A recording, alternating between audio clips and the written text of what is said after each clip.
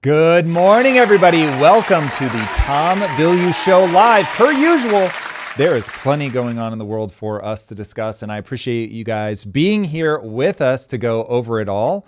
The U.S. national debt just crossed or is about to cross $39 trillion today. Tomorrow, $39 trillion is a lot of money. We're going to be talking about that because it's destroying your life. Please be more outraged than you are that the government absolutely refuses to balance the budget, which makes me want to chew through the microphone. Iran's latest leader, Ali Larijani, was assassinated. So, hey, not bad. We'll be going into the details on that one. Depending on where you fall on Iranian leadership, will determine your emotions on that one.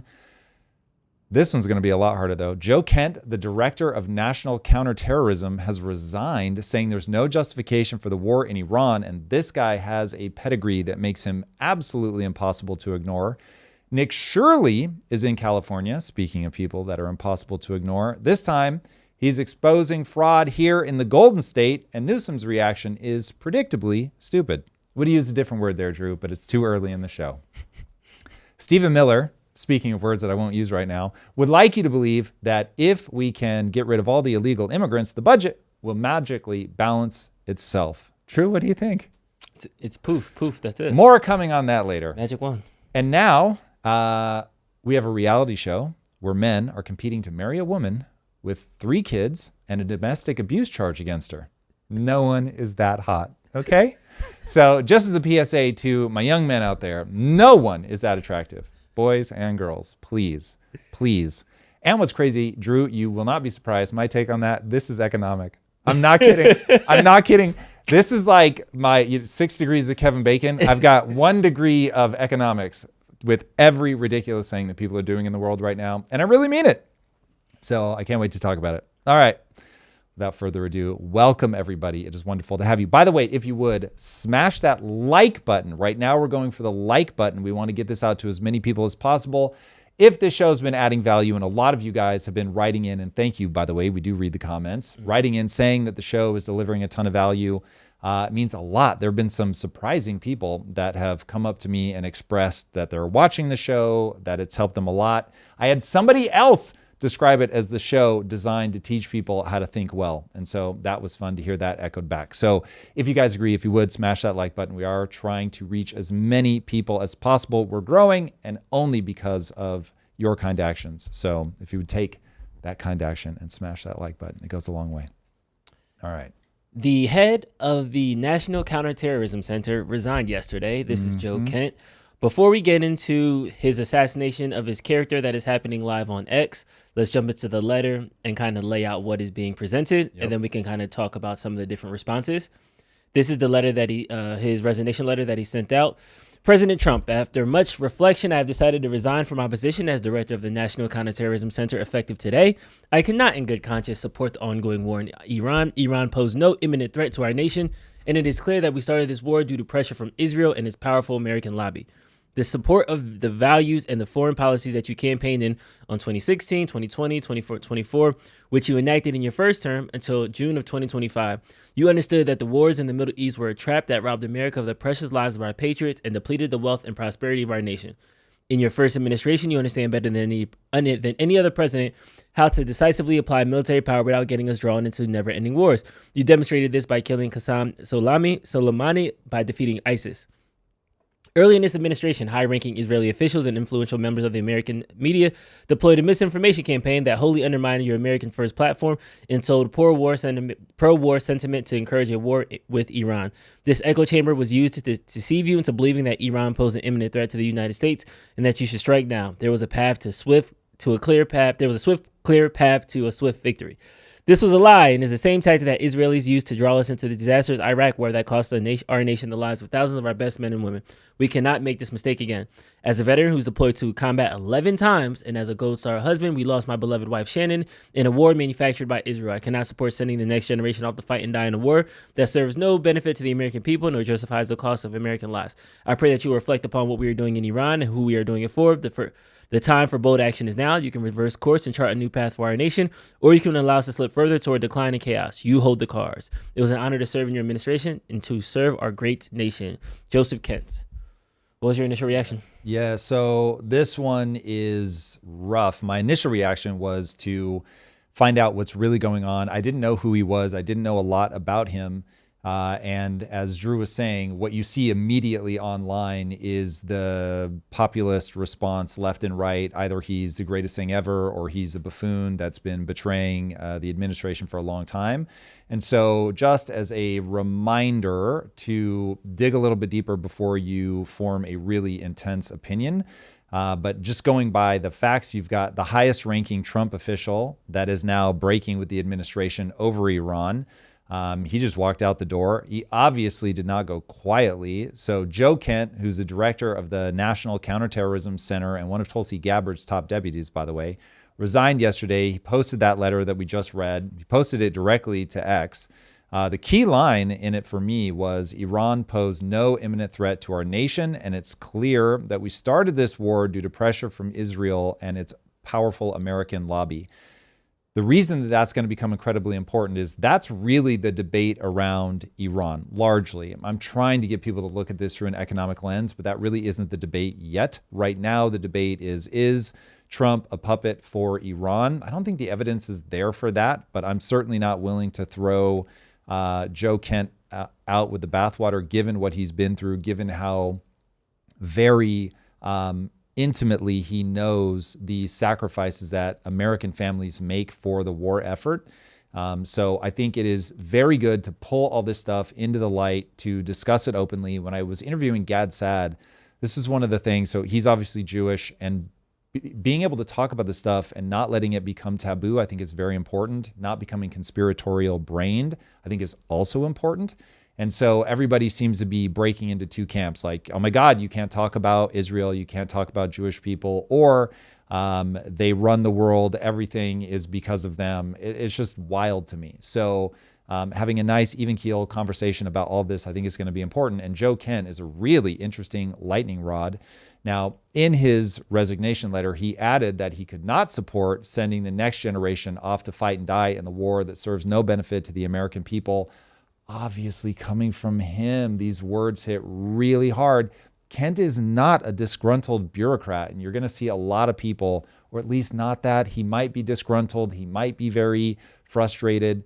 But anybody that tries to hand wave him away or just be dismissive of him, I think is a huge mistake. This is a Green Beret veteran, a former CIA paramilitary officer whose wife was killed in an ISIS suicide attack that also killed 19 other people.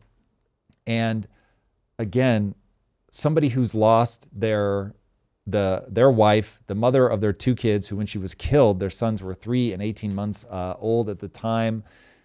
She was even posthumously promoted to senior chief petty officer, awarded the Bronze Star and Purple Heart. So this is the guy that you say, okay, we're going to have a very open and honest conversation about this, which I think is critical, given that Kent was Trump's own nominee. He was confirmed by the Senate in July of 2025. And by the way, Trump has done an absolutely horrific job of selling this war and its necessity to the American people. And where anybody falls out in terms of whether we should be in Iran, whether the economics of this justify it, whether Iran did pose a threat, whether we should have gone after them, I don't think anybody can make the case that the administration was coherent in getting us involved in this war. At the beginning of all this, I didn't even understand what he was doing. I didn't know, like, he hadn't mentioned nuclear war, the nuclear warheads in like a while. So it was so confusing. So they get an F, as far as I can tell, from anybody paying attention on selling the American people, selling our allies on why this was necessary. So again, forget for a second. Assume it even is necessary, that upon further reflection, as we get into all the facts, we go, yes, we need to be in Iran.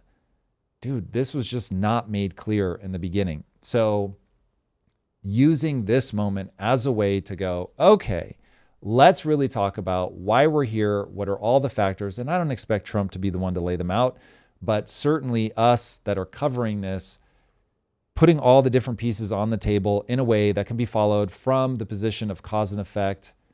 Even if your take is just, Israel's completely unhinged, walk me through it. Walk me through why you believe that. Walk me through in a way that is in alignment with what I believe to be true about humans, the world order, all of that stuff.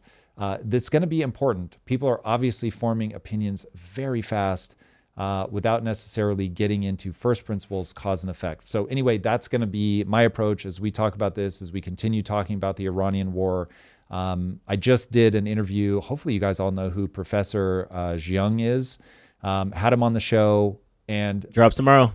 Yes, please watch it. I think it is a phenomenal episode. I had so much fun is maybe the wrong word, but it was so high utility doing the research and then actually being able to sit down with him. One of my first questions was, do you understand this conflict first and foremost as an economic thing? And he said, yes, this is economic first, and then went on to say, here are all the other things that it's nested inside of. So anyway, we'll keep trying to map all this stuff out from first principles. Going back to Kent for a second. So he ran for Congress twice as a hardline mega guy. This is another reason that I think just dismissing him is a bad idea. His entire identity was built around America first. And if you guys don't feel the fractures happening within the right, and specifically the mega base, well, okay, there's a new poll that came out that if you isolate down to just people who self-identify as mega, there's like 89 to 91% different polls, but support for what's going on in Iran. I think the numbers are still in the 70s if you're looking at the broader Republican base, but they're just really, certainly on social media, there's a growing fracture in Trump's base.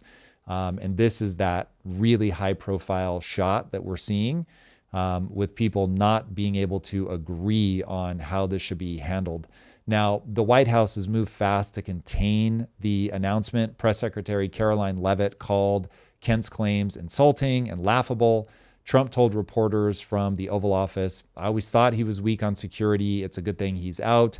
There's a bunch of reports that he was leaking. There are reports, allegedly, that he was iced out and wasn't getting information on Iran. There's further reports that he's a known leaker and that they have been trying to basically get Tulsi Gabbard to fire him, and that his resignation may be because he thought that he was about to be fired.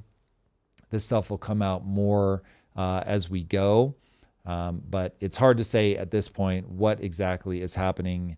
Again, there were claims that the White House had already pushed him out before this. So Gabbard herself, by the way, I don't know if you guys saw the statement that she posted, but she's clearly distancing herself from Kent without directly attacking him, saying that basically it's President Trump's decision as to whether they posed an imminent threat. He said they did, and so we all need to get behind that, basically was the gist of her post. So now the backstory gets a little more complicated in that Kent apparently met with J.D. Vance the day before submitting his resignation. Vance told him to go talk to Chief of Staff Susie Wiles. Supposedly he did, but then he still went public. Tucker Carlson has been among one of the loudest right-wing critics of the Iran war. I think everybody will agree with that. He called Kent the bravest man that I know. Joe Rogan, Theo Vaughn, Tim Dillon, all of these guys, a large cadre of the podcasting voices that helped Trump win, are all beginning to sour over the Iranian conflict. So yeah, I think this one is going to play out in some pretty strange ways. Those guys I don't really consider to be super right. So anyway, I'll put them in the centrist camp. But even on the right, I think that we're going to start to see more and more issues here. So we'll find out. But yeah, this one I think is worth people stopping, not doing the traditional name calling and being like, why is this guy turning on it? I think that's the interesting thing about this. You already talked about him. He's a decorated war hero. He's not a bum. As much as we dump on Kash Patel and Dan Bongino, he killed himself, Giano. Like, I think those guys, they're easy punching bags. We can kind of talk about him. You were just a podcaster. Now you're in administration, whatever. But this guy's an actual veteran. He's an actual hero. I talk spicy about everybody, but I'm like, okay, war veteran 11 times. Like, whose wife was killed. Like, even I don't have jokes for that. Like, that's respect. Hats off, whatever. Move on to the next person. So the fact that as soon as he submits his resignation, he's now a liar, a fraud. Trump called him weak on security, even though in his inauguration, this is the biggest security guy ever. So you can kind of see this flip in real time. But I want to zoom in on the Caroline Leavitt response. Now, she sent a resignation letter of her own. I feel like she wrote a book about this, but I want to zoom into the first couple paragraphs. She sent a resignation letter. No, I'm just saying she sent like a book in response to his tweet. Like gotcha. it was like what? A 3-page tweet. But something that she said at the first couple of paragraphs, there are many false claims in this letter, but let me address one specifically, that Iran posed no imminent threat to our nation. This is the same false claim that Democrats and some in the liberal media have been repeating over and over. As President Trump has clearly and explicitly stated, he had strong and compelling evidence that Iran was going to attack the United States first. And then when we go back to last weekend, after ABC reported that Iran is threatening to attack California, she then reposted that tweet and said, this post and story should be immediately retracted by ABC News for providing false information to intentionally alarm the American people. They wrote this based on one email that was sent to local law enforcement in California about a single unverified tip. The email even states the tip was based on unverified intelligence. Yes, ABC News left out this critical fact in their story. Why? To be clear, no such threat from Iran to our homeland exists, and it never did. So now people are retweeting that and saying, wait, is there an imminent threat to our homeland? Was there never a threat to our homeland? Right. We're now starting to argue about the tea, as you would say, versus the actual crux of the matter. If we were to take a step back, can we justify this Iranian war without the lens of Israel? Can we just say independently the United States had to fight this war? Or do you think it is tied to Israel in some way? Well, I think everything is going to be tied to your allies for sure. The question that people need to get very comfortable with is, what is it that makes Israel such an important ally to us? I don't think on that front that people are holding all the variables in their head. So to swag it out to me, the thing that I never hear anybody talking about is, I have a feeling that Israel has intel that is probably ill-gotten, where we would all be, I don't know that this is true, but my mental map is that Epstein was certainly connected to probably our own CIA, to the Mossad. That's my mental map. It may prove to be incorrect over time. But right now, my belief is that Epstein is a type of person, not the only person. So I'm sure that there are many things. I mean, you don't have to go very far in the CIA to find that the U.S. does, from a moral standpoint, absolutely horrifying things to defend our nation against other people. So I have a mental map that says basically all nations do this. This is hardwired into the human mind. We are like that. There are those among us who will do the most horrifying moral things in order to get what they want, and governments will avail themselves of that to get what they want, which may be protecting their own people. And hey, that feels good and justifiable, but it's not always that. Sometimes it's just, I want to take your shit. And so they'll leverage all of this stuff to that end as well. And so if people are turning to Israel for incredible technology, for just unbelievable intel, and they have like a vision, okay, wait a second, these guys might be able to help us do something like the Abraham Accords, where we turn the Middle East into a big repository of capital that we can then deploy back to, certainly from a U.S. lens, back into the U.S. Like, all of that tracks for me. Then on top of that, you've got the Jewish diaspora being this incredibly potent part of a game that some humans play. And if people clock it as just Jewish people, it's literally absurd. And the game goes like this: I have amassed a huge fortune, and I'm going to leverage that money because people are motivated by money. I'm going to leverage that money to get them to do what I want them to do.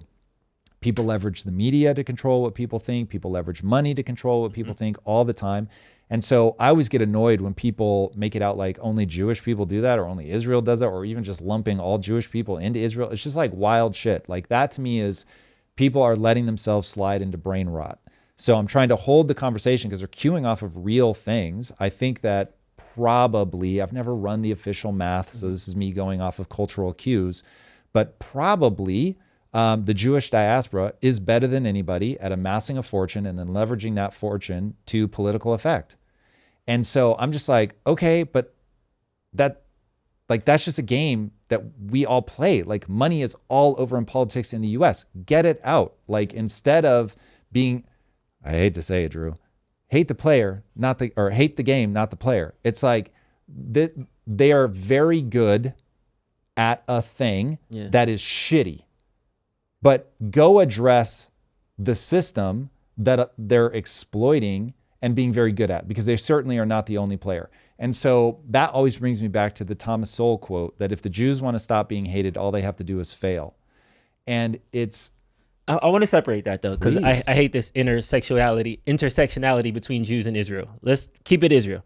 The Israel as a nation does have the most powerful foreign lobby in America. I think that's fact.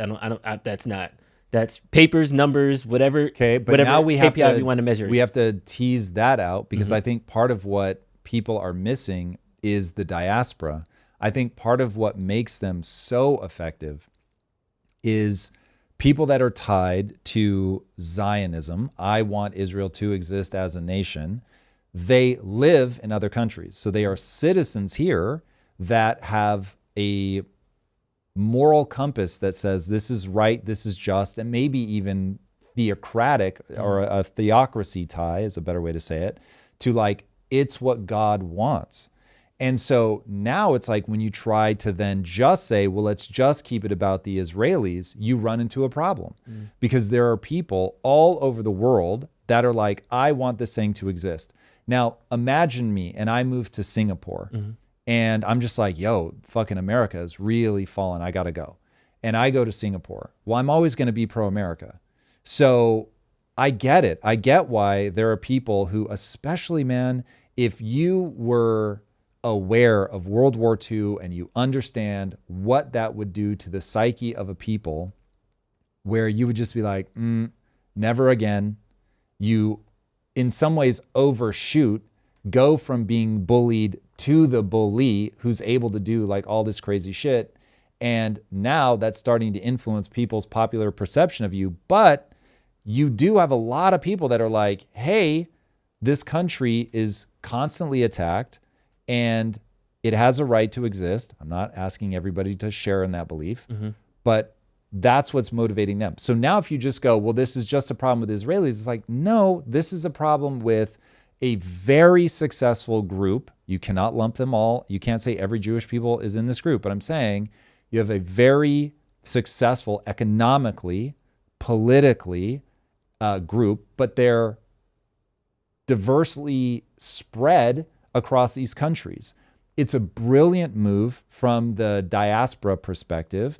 And if my mental map is right, that you've got the nation like a hub and spoke thing going on, where there is some percentage of Jews in the diaspora that are extraordinarily loyal to Israel, but they are also in the country that they're in. Now we all have to go, okay, to what level do we say, hey, you're a citizen of this country and fuck you, you can't think about another country. Okay, well, are you willing to go to people in the Somali community and be like, fuck you, you can't send money back to Somalia? So it's like, you start... But I mean, that is a legislation that they're trying to pass, though. But people have that massive pushback. But what I'm saying is the very people that want Somalis to be able to send money back hate that the Jews have a loyalty to a nation that's not theirs. And so I'm just saying, good luck teasing all of this stuff out. That's why it really does come back to this Thomas Sowell statement of all the Jews have to do to stop being hated is to fail. They're doing it better than other people are doing it. And so when you really look at it, you're like, well, wait a second. There's a lot of people that run this strategy, but there's one group that we really fucking hate for it. I want to bring us back to the war, though, because I think that was a slight bit of a fractal. Because going back to Joe Kent's resignation, I don't want to be pulled into a war I don't want to get pulled into Israel's war. Israel and its powerful American lobby, quote unquote. I think that term right there, Israel and its powerful American lobby. We can say that it at least had an influence on the administration. Trump's son-in-law is Jared Kushner. Jared Kushner is... Yes, but we're gonna derail again because I understood what you're saying. My whole point is, why are they able to influence people? That's the part to focus on. And I'm saying you've got intel that they're gathering that probably is gathered in a way that the U.S. is like, we can't touch that. But then the question becomes, is it still valuable intel? So there's that great speech in A Few Good Men, where Colonel Jessup admits, yes, I do evil things, but I keep you safe. So it's like, okay, what do we do with that? And if we just say, no, fuck them, like they're immoral, we can't have it, get rid of them. Okay, that's a stance. There is the money in politics. So the people that are getting elected are being oftentimes, not always, but being funded by a very deep pocketed Israel lobby. Okay, get money the fuck out of politics, but they're going to get money. As of right now today, they're going to get money from somewhere.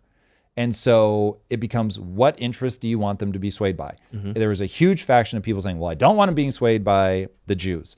And so then it's like, okay, is it intel? Is it money in politics? Is it just relational? Is it that we see an economic opportunity in the Middle East that we need their help with? Is it, what is it? But that's where we have to start going, okay, what are we saying when we have this allergic reaction to Israel? What are we saying exactly? Money? Manipulation? Do we think it's blackmail? Like what? I just want people to name what the thing is that they think. Mine is, I think we get intel from them that people aren't being clear-headed about, that we don't want to lose. I think we're getting access to technology from them that we're not being clear-headed about, we don't want to lose. I think the diaspora is hugely influential, largely because they're able to garner wealth. They're also plugged into a lot of companies. There are plenty of conspiracy people that will give you a whole list of all the companies that are run by Jewish people.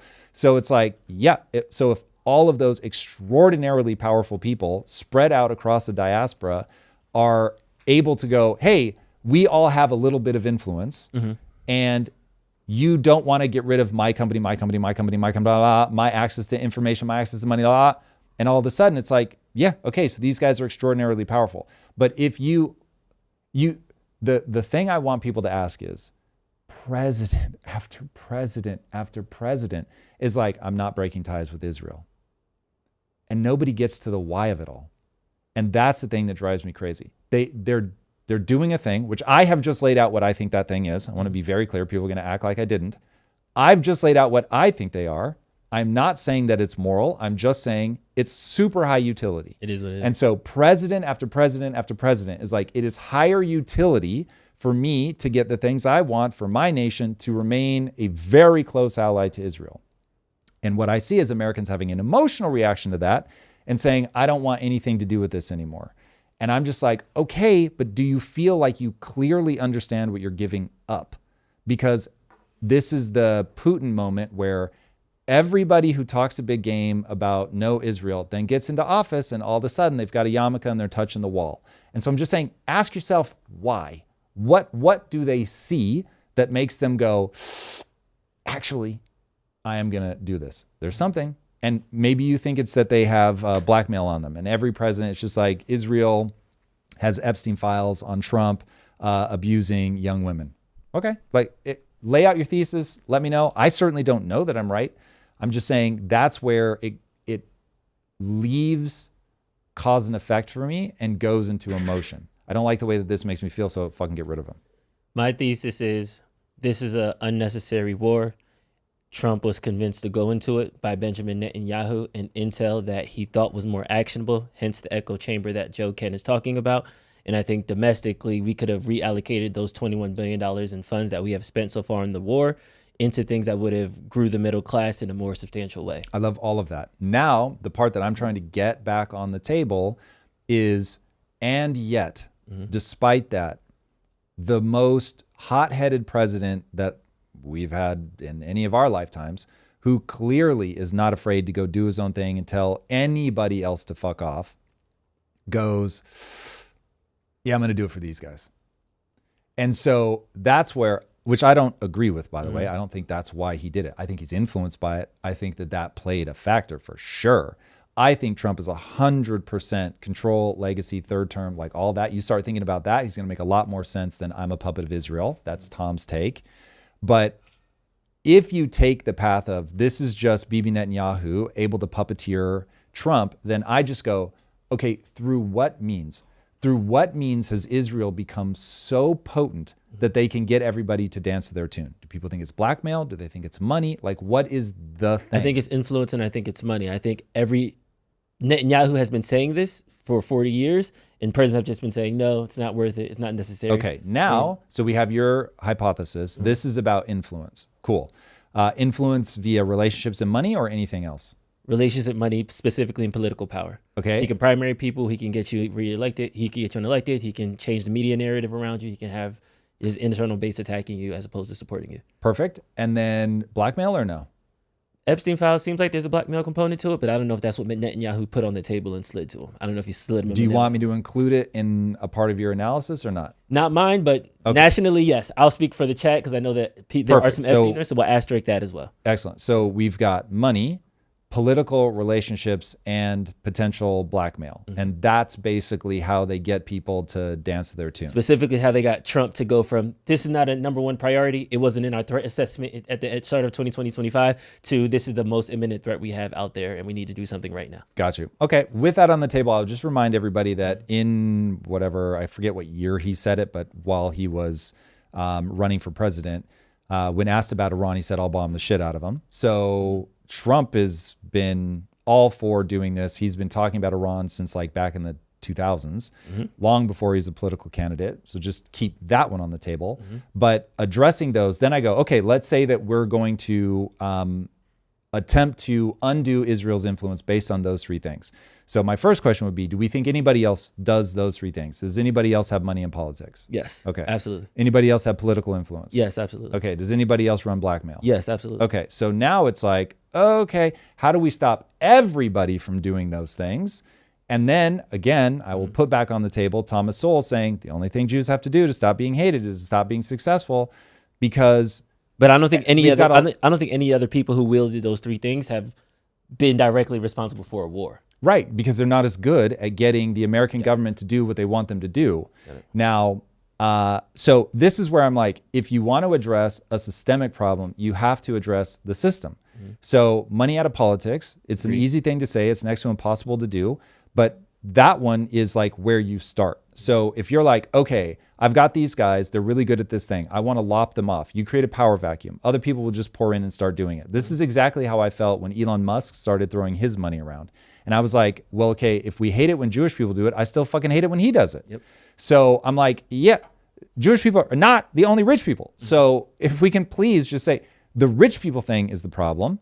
Cool. Let's start isolating that. I just want people to grapple with the problem in a way where they can actually solve it. To do that, you have to say this is a structural problem, and the Israeli government and all those associated with it are just better at it than other people. So to solve that problem, not create a power vacuum that'll just be filled by the next billionaire, we have to say no more money in politics, because I don't like it when Reid Hoffman does it. I don't know. George Soros. I don't like it. Yeah. Perfect. So now we go, okay, we got to get money out of politics. Influence, I think, is quite literally impossible. I don't think there is a way. This is the iron law of oligarchy. There's always going to be a small group of people that will be in rooms with each other, and there's no way to address that one. I think that would violate effectively the laws of physics of humanity. There's no way to strip that one out. So you're always going to have influence. It's going to be a tricky problem to solve. The blackmail thing, is it possible? I guess, but I think that humans will find very quickly that you need Colonel Jessup on that wall. I don't like that that is true, but I'm going to guess that really is true, because your adversaries will do the evil shit. I love that. Ipso facto. Yeah, but it's like, we're not going to get anywhere. I'm really curious. I so usually avoid this, but I'm super curious if anybody in chat has like the silver bullet that will make my argument not make sense to me, because Lord knows I want a solution here. And if somebody has one, I could not be more open. I feel like getting rid of Citizens United is that solution, but it's just as ominous as getting rid of the Fed. They can't believe that. They can't believe that. When we say Citizens United, are we saying money out of politics? Yes. Okay, so like not get rid of the group, make it impossible for people to leverage money. Okay, that word, it'll help. It won't end it, because take the most accurate assertion I think that you can make against Trump that doesn't even need to be proven. It's just so damning. And this is what will come into play if you get rid of, if you attempt via that mechanism to get money out of politics. I don't know that Trump is being bribed. I don't know that Trump did this to be, to make it possible for people to financially incentivize him. I don't. But it is what he did with his Trump coin is the most corruptible thing. Like, it could be used so easily, where people now have a path. Oh, no money in politics. Don't worry. I just really believe in Trump coin. And so now you have a way to put billions of dollars into his pocket that isn't technically money in politics. So it's one of those, it won't be easy. People will find other ways. Now, I don't want to throw up my hands and say it's impossible, but just know this, it's not going to be easy. Well said. Moving on to the Iran war itself, a quick update for those that might not have been paying attention. Week 1, we won. Week 2, we're winning. Week 3, send help. The strait's still open for everybody except the U.S. That is rough. Continuing on that, French President Macron has now openly revolted against the U.S. and Israel. France did not choose this Iran war. We are not taking part in it. Nobody can force us. Bro, they are giving the lines that the U.S. will say back to them when they want help with something. This is one of those, I want to be very clear. This is, it's like Israel-Palestine. You can start the clock wherever you want to decide whether your side fired the first shot or the other side fired the first shot. NATO didn't pay their fair share for God knows how long, but still expected us to protect them. But if I can start the clock with Trump, in his second term, he has acted in full retard fashion against his allies. Like, it is so dumb. And he's alienated himself. So for him to be surprised, like, it's like a toll booth guard. If you were an asshole to them on the way in and they've got a way to make your life difficult on the way out, they're going to do that. So this is them saying, yeah, fuck you. Like, you deal with it. You created this. We didn't get into this. So, yeah, Trump should not at all be surprised that this happened. And now NATO should not at all be surprised that if Russia gets the upper hand and bursts into Europe, if Trump's like, well, good luck. And that's the interesting thing, too, because the sanctions were lifted off of Russia. Russia is still exporting, is now able to buy oil, which will finance the war for a couple more years. So Ukraine is looking at all this like, hey, guys, and Ukraine themselves have offered to help us more than, I would say, France and Europe. But to your point, they need the help as much as they're all willing to offer the help. It is absolutely wild. It's one of those where, so in business, I have a rule: never do what's emotionally satisfying. You've always got to be thinking strategy. And so this is like the number one collision between my wife and I. She would run the business purely from an emotional state. If you make her mad, she's going to strike back, and that's that. Whereas we have come to an agreement that the part of the reason I'm the CEO is I'm going to step out, I'm going to routinely be strategic, and I'm not going to ask myself what is emotionally satisfying in this moment. I'm going to ask myself what is strategically advantageous towards my long-term goals. Whenever I am teaching entrepreneurs, I say, let's start with tell me where you're trying to end up, because that's going to dictate what are the things that we need to do in order to get there. There is a phrase that plays such a major role in my life and my success, and that is goals make demands. Once you know where you want to end up, there are only certain actions that are going to take you there. So we all wish that we could do the thing that feels emotionally awesome in the moment, but the reality is that humans are complex, and if you do the thing that makes you feel better, oftentimes it makes the other person feel worse.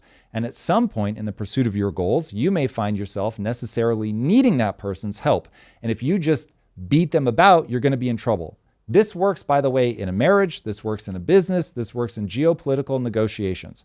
If you try to win an argument against your wife and you break her will and you make her accept that she is stupid and she's not smart like you, that's going to come back to haunt you 1,000-fold in the future. If instead, when you go into that negotiation, you remember, the thing that I most want out of this is a thriving relationship. And yes, there are going to be things that I'm going to compromise on, not because I need to, but because it is strategically wise for me to actually achieve my long-term aims. Trump does not have that gear. He thinks I'm going to smash somebody in the face right now because I'm bigger and stronger and I can smash them in the face and I can get what I want right now. And the problem is when an unintended consequence arises, like, ooh, it's a little bit harder to keep the Strait of Hormuz open than I thought it was going to be. And man, this would be a lot simpler if I had a whole bunch of allies coming to my aid.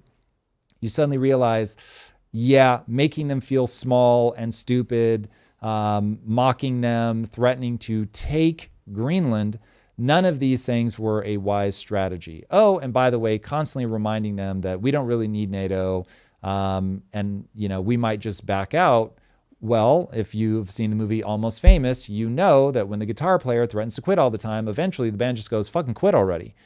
Because the looming threat of it is more obnoxious than actually having to deal with the person being gone.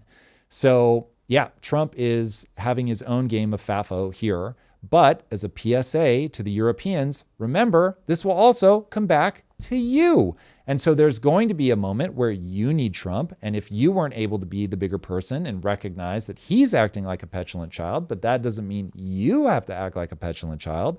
And when you want something from him, he's not going to be there. And you're going to be left turning to somebody strong.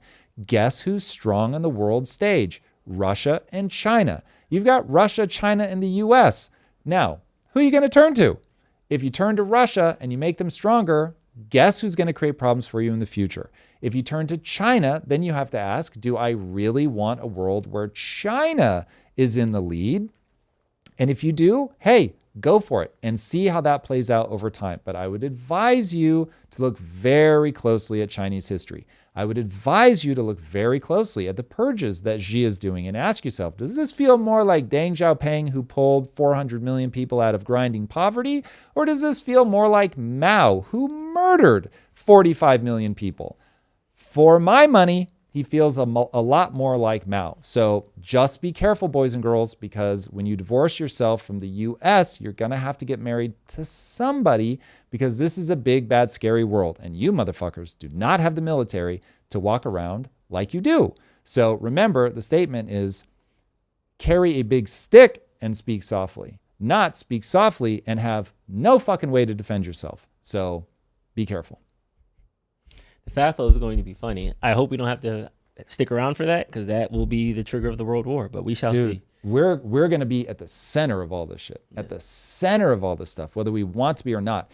And listen, America can isolate itself largely, literally by being physically isolationist. It won't be a better world. And the kids that we have all, because I've been here too. God, this one really does. I don't like this, Drew. We have stolen from the children. It is fucking god awful. And now you're just going to deal another heaping shovelful of shit on top of their heads by launching them into, whether it escalates all the way to a world war, but it would be terrible for the fucking economy. So, bro. Yeah, we need to just hang out with South America, Central America, get the Caribbean on board. Let's just do that. Let's just, we could just rule this planet. Let Russia and China fight over there. Oof. Let the West be the West. That's one way to do it. On one side, though, I was talking junk about the war, but Israel has been doing a victory lap. They struck some key Iranian figures. So the war is not completely moot. We are still making advances, and we are still attacking key leadership in the IRGC. Break that down for us, Tom. All right. Israeli forces dealt a major blow to the Iranian leadership structure when they eliminated Ali Larijani. He was the highest ranking official that's been killed since Khomeini himself was killed. This was confirmed by Iranian sources, Israeli defense minister, various international outlets like Al Jazeera, The Guardian, and CBS News. So I think we can believe this one. Reports noted that he also died alongside his son, a deputy, and protection team members as well. Larijani was put in power by an interim leadership council, and that's what you have to do according to the Iranian constitution.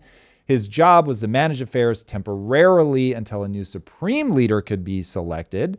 Given that Khomeini's son, who was made supreme leader, is believed to either have been badly wounded or potentially killed in a strike at the beginning of the war, odds are that Larijani was still acting as acting leader despite Khomeini being moved up to supreme leader. So Larijani was often called Iran's security chief or national security chief in coverage. Many considered him the de facto leader after the original Khomeini's death. And in Iran's political system, because I was like, wait, why doesn't this go to the president? But in their political system, the president is not considered the primary or ultimate holder of power, especially in a time of crisis. It's just the way the Islamic Republic was structured when it was established back in 1979 during the revolution. So ultimately, the supreme leader is the guy that holds the highest authority under Iran's constitution. He is the commander-in-chief of the armed forces. He controls key institutions, including the judiciary, military, state media, and foreign policy. Bro, at a constitution level, you can tell this country is going to be a problem. He's also the one that appoints major officials, has veto power over elected bodies. This is wild. I don't know who in their right minds would ever agree to this. And this is really terrible, just at a structural level. Please, kids, dumb. All right, the president, while elected and technically responsible for day-to-day executive affairs like overseeing the economy and domestic policy, when you can be overridden by the supreme leader on everything, you lack the kind of control over strategic things like the military that you would need to actually be a leader. So this guy was the one that was doing all of the functions of the supreme leader while Khomeini's son is either waiting for resurrection or he is somewhere in a hospital struggling. So we'll see. Nobody knows. You had a post. When me and Tom are preparing for this show, we send each other links and we give each other captions. And the caption that Tom chose to use for this link is that Israel treats the IRGC like bomb-ready Pokemon. And then when I see the actual picture of yes. You're like, wow, yeah. The IRGC commanders, they booked 15 hotel rooms thinking they were safe. Out of the booked 15 hotel rooms, but only stayed in one. So you had a 1 in 15 chance of getting these fucking guys. There was RNG on this hotel, and they still... There were multiple identities. They reserved the 15 rooms, gathered into one room for a meeting, disabled all the hotel cameras, and still got popped. Okay, this is exactly what I'm talking about, where presidents are like, do I want to lose that intel from Israel? This is so impressive.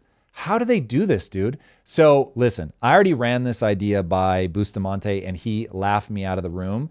But there's a rumor that there were Israeli linked, they probably weren't actually Israeli, but Israeli linked people that got jobs over some ungodly long period of time to be dentists. They prioritized the people in the Iranian leadership to get them as their clients, and then were implanting things in their teeth.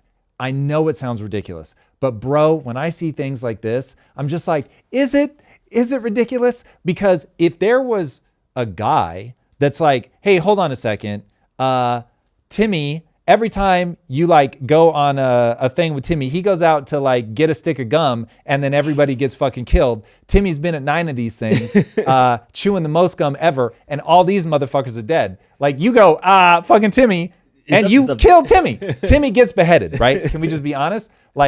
If you really had some basic bitch shit like that, Timmy's fucked. So this is not that they just have people that are there in the mix. They clearly have that as well. But that cannot be your only thing. You are doing something else. Either basically everybody in Iran is on the take. And so it's the cleaning lady, the person you checked in at the hotel, the security guard watching the cameras, whatever. Or it's some really crazy shit. It almost certainly is not the things in the teeth. I accept that. But I'm just saying, whatever they've got a lot of it, because it is so hard for these fucking guys to hide. It is crazy. And the beeper thing, we can't leave that out too. My favorite thing ever. Started a beeper shop over 10 years, and you was just a regular beeper shop. It wasn't a glamorous beeper shop. Yes. It wasn't a beeper shop for the stars.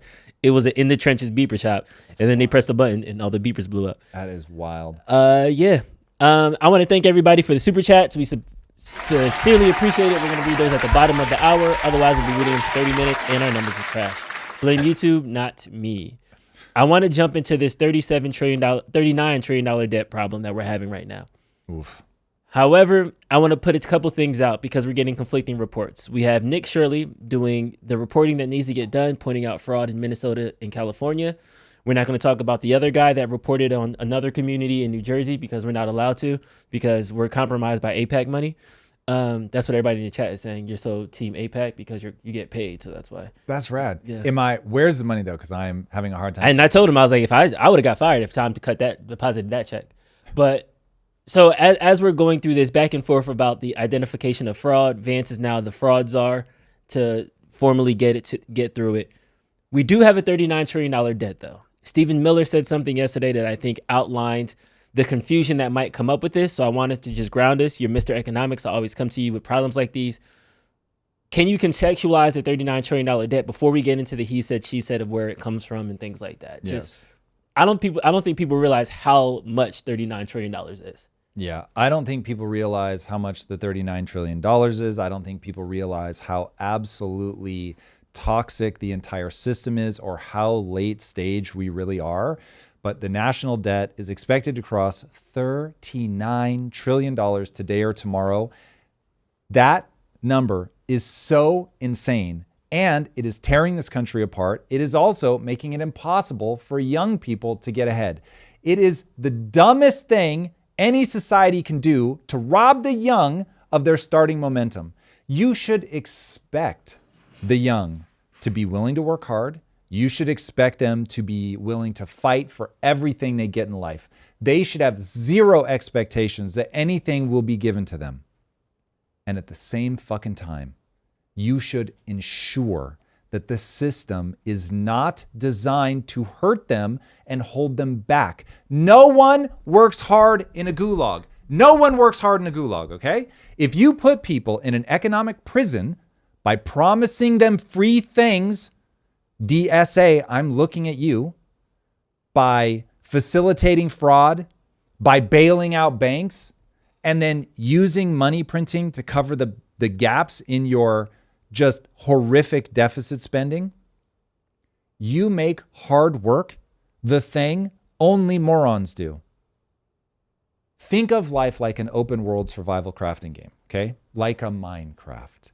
You go into the world and you gather resources to build a life. And when things are set up correctly, you're able to accumulate resources. You do it fast enough that you can trade up on the next cool thing. You're having fun. You feel the progress in your life.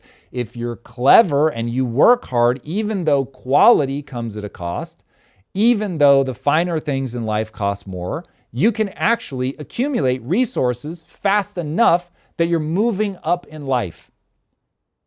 As Tony Robbins once said, progress is a foundational pillar to human happiness. If that is true, and you make it impossible for people to make progress, notice he did not say that you have to achieve goals. He did not say you have to become rich. He did not say that you have to go farther than other people. The foundational pillar to human happiness is progress itself. You want people, especially young people, to be in a position where they can move up, because moving up gets people excited. And so they work harder and smarter and longer and they innovate. And that's better for everybody. When they feel their progress, they're excited, they're motivated. Now, people start not only having cool stuff because they're working hard and being smart and getting motivated and all that, but they're able to build a nest egg and begin doing optional things and investing in their future, making their community better, making their country better, those kinds of things, making their family better. They feel confident enough to have kids to plan for the future. They become more ambitious. And some of them will literally shoot for the stars and do incredible things. And all of us are the beneficiaries of that. But they'll only do that if they feel progress, especially in the beginning when their psyche is the most fragile and they're asking themselves, is this even possible? They don't know. They're young. They haven't interfaced with the world. They hope it's possible, but they're being told a terrible message that their ambition is somehow toxic, that being aggressive is somehow bad, that work is for chumps. All of those things create this terrible downward spiral. And if when they dare to test to see if maybe they could get ahead, they get smacked back by inflation, then they stop. They're not excited and they realize, okay, maybe I really can't do this. So if you use inflation against them as they're trying to amass their resources, what they encounter is that even when they work hard, the cost of things rises faster than they can collect the resources needed to get ahead. And if every time they go to the trader, if the cost of the goods is higher than the last time and the increase in the cost goes up faster than any normal person can collect those resources, people just stop trying. And if you do it long enough, they start punching that trader in the face. It's all just too unfair. That is how they will all feel. And when you're demoralized, you don't just stop trying, you stop dreaming. You stop reaching for something better and you just start trying to hack the game. And I hope that sounds very familiar. You do dumb little side quests that don't go anywhere. At least they're easy. You gamble. Because why not? You can't afford the cool stuff anyway. You begin bonding with others specifically over how stupid the game is. And those that already have the resources just keep playing the game because the game for them actually is awesome because they're still able to make progress. Now, I've got more to say about some of the recent data that people are passing around on X. There's this big tweet that was getting a lot of attention about how far things have gone since 1971. But I want to make sure that people really sit with what I just said for a second, because the way that the system is set up, we are damaging young people's willingness to pursue, to grow, to be aggressive, to be ambitious, to get better, to go ham. Remember, the easiest way to get ahead is to make things that other people want, to innovate a solution that didn't exist before. And that's why the world has continually progressed and progressed and progressed and progressed. And I know a lot of people have this very delusional sense of what history was, but history was an ultra-violent, short experience that was basically going to guarantee that you were going to die by some microbe. We have made this world better on immeasurable levels, largely on the back of people realizing, oh, I can make progress. I can work hard. I can get ahead. Yes, get ahead. That I can strive for a level of inequality, meaning by working harder and smarter and outperforming, I can get ahead. That's a good thing. But we created a system that created toxic inequality via inflation. Now, back in 1971, typical costs were much lower in raw dollars, but one of the misconceptions is that you can compare nominal prices to post-inflation prices. And that creates this really delusional comparison where it makes it seem like 1971 was this halcyon dream, and now it's just this pure hellscape, which breaks people's ability to engage with what's really going on. This is very similar to the way that I feel about the problem of Israel's lobbying influence. Once you make it this like detached Alex Jonesy conspiracy theory level, it becomes easy to dismiss. Whereas if you reground it and you talk about what's really going on, you can actually contend with the problem. So looking back in 1971, a medium home was around $25,000. New car was about $3,600. A year of private college was roughly $2,900. Average healthcare spending per person was just $350. The median family income hovered around $10,000. Now, when people hear those numbers today, they have a seizure because they think $350 for healthcare? Yes, please. The cost of a house, the cost of a car, it just all feels manageable with today's dollars. But that's because they're not thinking about inflation. So if you fast forward to today, those sticker prices have jumped. So homes are around $400K, new cars average like about $50K, private college tuition is about $45K, healthcare per person is about $15,500. A median household income is around $84,000, with family income estimates a bit higher in some measures. And that looks just absolutely shocking at first. And you'll see, this was going around on X, people saying that the prices have multiplied 10 to 40 times. But most of that jump is inflation. And so you would have to adjust the dollars. Overall prices in the economy rose roughly 8 times. That's the real number. It's not 40 times, 8 times. Now that's horrific and you should be mad as hell. But when you start talking 40 times, people that actually understand the numbers just immediately dismiss you. And so getting people to grapple with the banality of how bad things have gotten so that we can have a real conversation, I think is very important. It's more important than people realize. When you adjust for actual inflation, the real increases are far smaller and more targeted. So real family household income has gone up by about 20 to 30% after inflation. Home costs roughly 2x more after inflation. That's horrifying. You don't need it to be 10x or whatever. A doubling, if you didn't when your income only goes up 20 to 30% and home prices double, that's all you have to say. You've got a problem. You need to address it immediately. That's the kind of thing you take to your congressperson and you say, this, you just can't have this. You can't have real wages go up 30% and houses go up 2x. We've got a problem. We need to address the amount of housing. We need to address whether we want businesses to be able to buy up all these single family homes, et cetera. You don't have to paint this insane picture. The simple math, it's grounded, it's real, it's wildly traumatic, and it completely explains what you see. Cars are up 75% in real terms, again, after inflation. It's terrible. College has roughly doubled.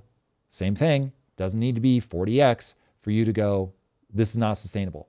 Healthcare stands out as the biggest problem. It's risen over 5x, even after adjusting for inflation. So the core issue for me, you don't need to paint a picture of some cartoonish runaway train. I think this is part of why people just end up ignoring this stuff. They just put their heads down and they ask for more free things. We've got to get people to understand that the reason things are outpacing, the cost of things are outpacing people's ability to make more money. It's multivariate to be sure, but if you just look at inflation is bad always and forever. 2% inflation is better than 3% inflation, but they're both bad. They're both stealing purchasing power. They both add up over time. And when you see the national debt crossing $39 trillion, and you think about what the interest payment is on that alone, and you realize, yeah, young people are never going to be able to get those early wins. It's just so stacked against them. So when you strip the hyperbole away, you get out of the emotions and you just get into raw cause and effect. It doesn't take many data points to see, we've created a system that is inherently broken and we have to fix the system. That's my plea. I was getting radicalized just now because I Googled, like, how much is 39 trillion?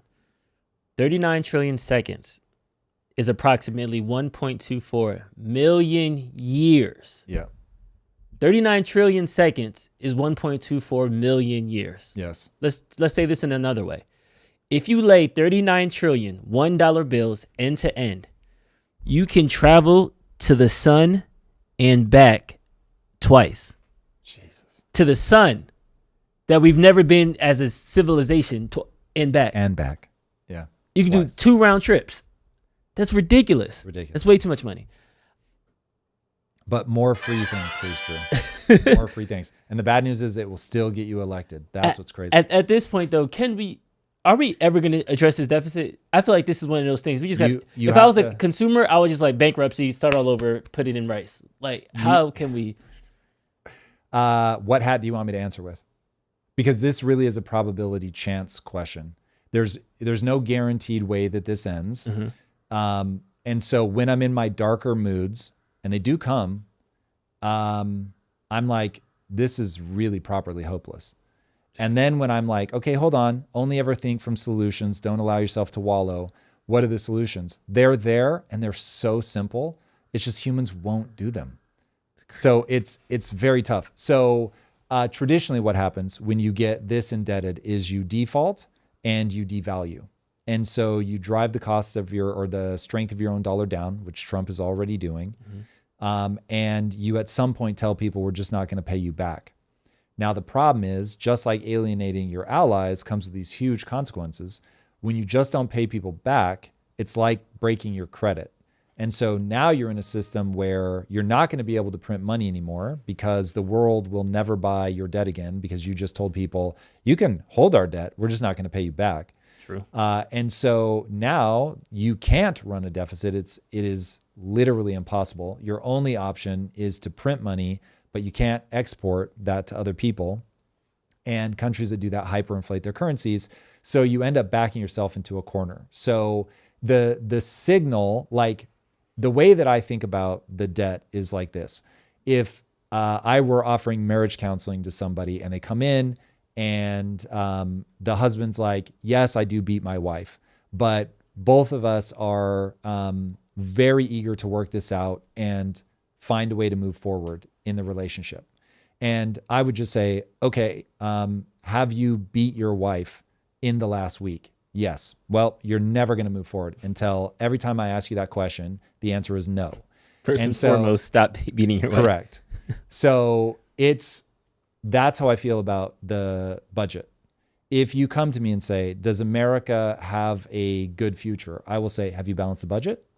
And if you haven't balanced the budget, you're still beating your spouse and you're not going to recover from that. So step number one, balance the budget. Once you balance the budget, we can talk about wars. We can talk about all kinds of free healthcare. We can do a whole lot of things. But first, stop beating your spouse. And we have not stopped beating our spouse, not by a little bit.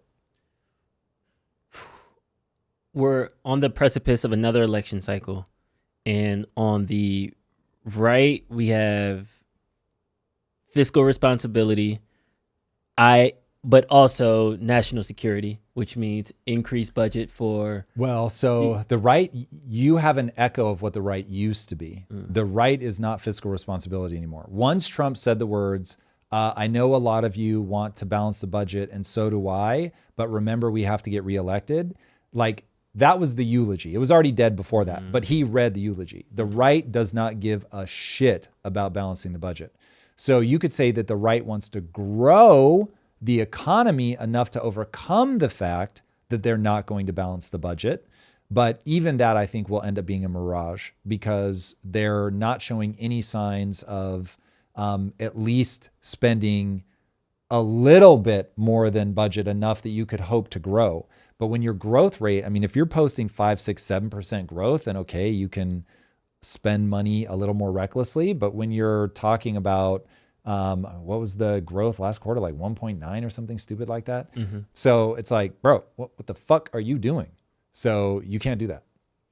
So they're completely hopeless. The only difference between the left and the right to me now is A, what flavor do you like your authoritarianism in? And to be honest, I actually prefer my authoritarianism coming from the right.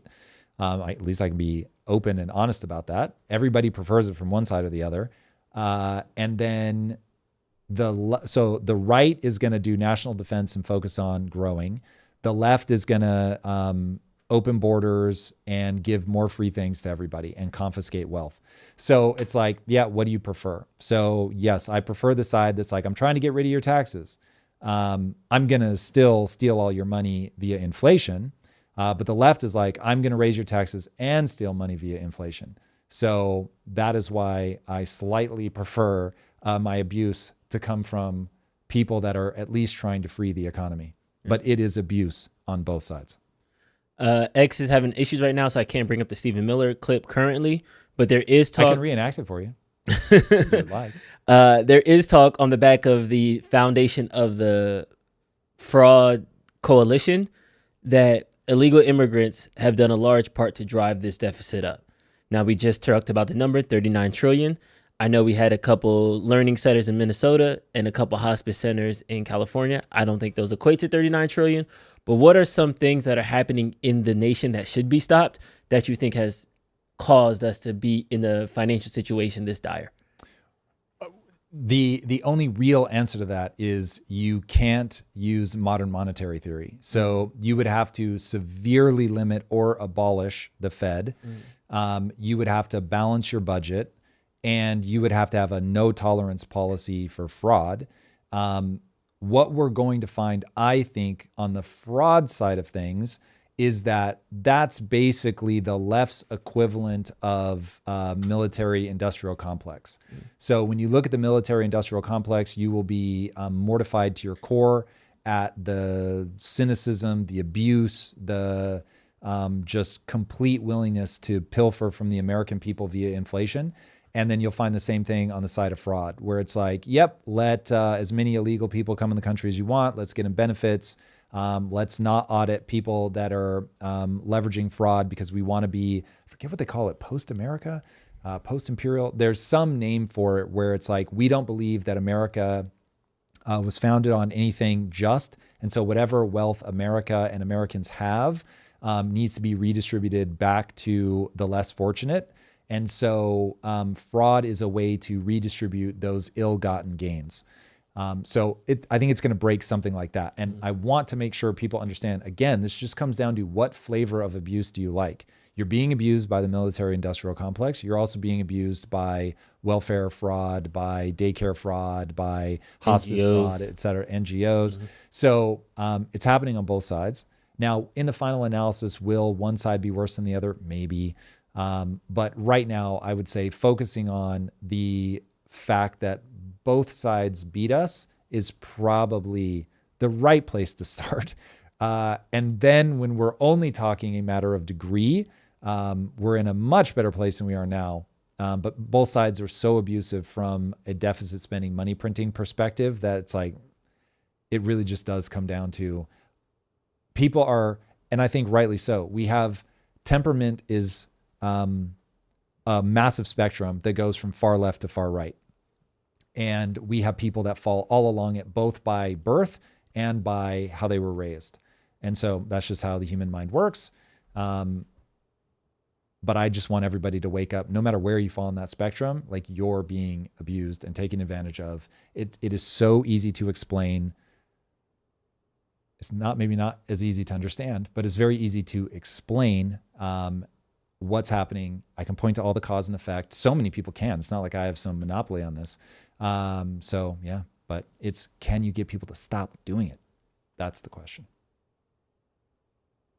You kind of covered this in the last deep dive, but with the way that America is posturing right now, we are, as an empire, stretching a little bit beyond our borders in this war. We're in a new region. We're getting attacked on all sides. There's possibility that our biggest adversary, China, is moving on another sovereign land in Taiwan. We are also supporting a third war between Ukraine and Russia, while also South America protests and unrest is starting to bubble up. He's talking about taking Cuba now. Yeah. So it seems like we have our hand in four pots. Fiscally, we are down bad. A way to put it nicely. That is the nicest way to say that. Housing is still unaffordable. The job market is evaporating via AI. There's a lot of headwinds that is facing the U.S. citizen right now. A lot of people in the chat are talking about friends that they have that are just lack of hope, lack of dreams, lack of pursuit, lack of things to kind of navigate it. Are there ways that we can use this news to, unfortunately, this is the best way I can say it, enrich ourselves or make sure that us and our family and our communities are good and we don't get caught in some of these decisions that are made by people that don't have our best interests in mind? Yeah, the easiest way to get ahead is to make sure you figure out who is the game rigged to help. The very brief answer is asset holders. Become an asset holder and get a meaningful amount of every paycheck, whatever you have to do to scrape, get it in there. And I get it, that's going to be brutally difficult. If you don't, you will just continue to fall farther and farther down the K-shaped economy. The problem with the stock market, just to round it to something simple, is that you have to have a long-term horizon. If you have a horizon that's less than 10 years, you're going to be in for some rough times. So that's where the advice is both real and extremely tricky. So yeah, that is the only escape right now with the system that we have set up, plain and simple. You cannot save your way to success. They are stealing your savings very specifically through inflation. So you have to own assets, period. But I feel like when we say own assets, I think we got to start a little bit downstream. I think assets are the bottom of the waterfall, but I think if I can't afford anything to buy assets, to me, that seems like a chasm. Let me use an analogy. Yeah. Life is basketball. Mm-hmm. And in America and most of the world, we have created a system where there is an iron dome. And if you shoot the ball, a laser explodes the basketball and it never goes into the game, into the hoop. And by the way, if you don't score points at the end of the game, they just kill you. So now you're in a position where you have to score points, but as soon as the ball leaves your hand, it gets lasered into oblivion. So what's the answer that remains? Dribble the ball? Nope, that leaves your hand. So, well, we won't count dribble. Let's say that you can move around the court by dribbling. Yep. What's the one way to shoot where the ball doesn't leave your hand until it's already in the basket? I gotta dunk it. Correct. Got it. Now, what happens, Tom, if I'm 5'4" and dunking feels out of reach? What do you do?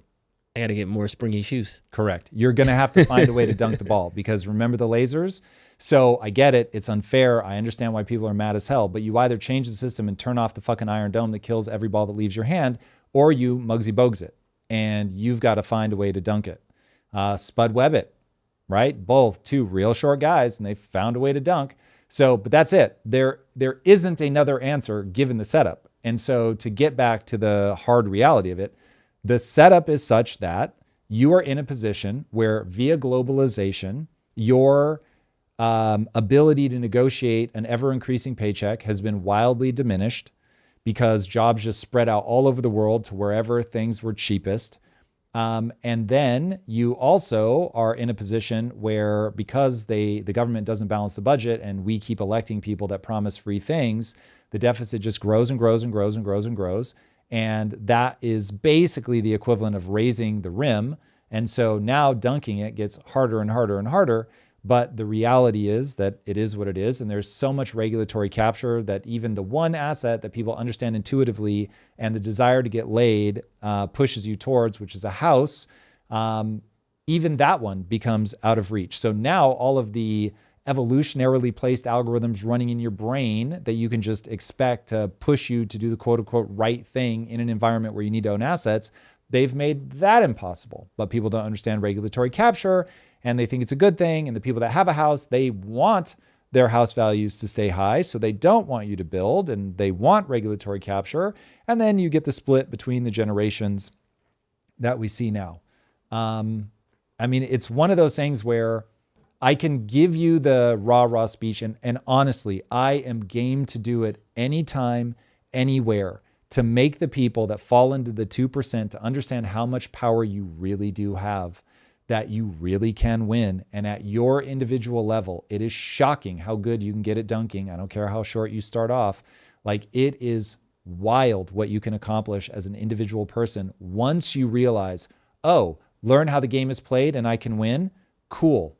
I'm going to learn how the game is played. And that really is life. And you're at the moment where you've got AI. You've got access to the greatest tool ever to figure out how to outplay all these fucking geriatric fucks that have been trying to hold you back.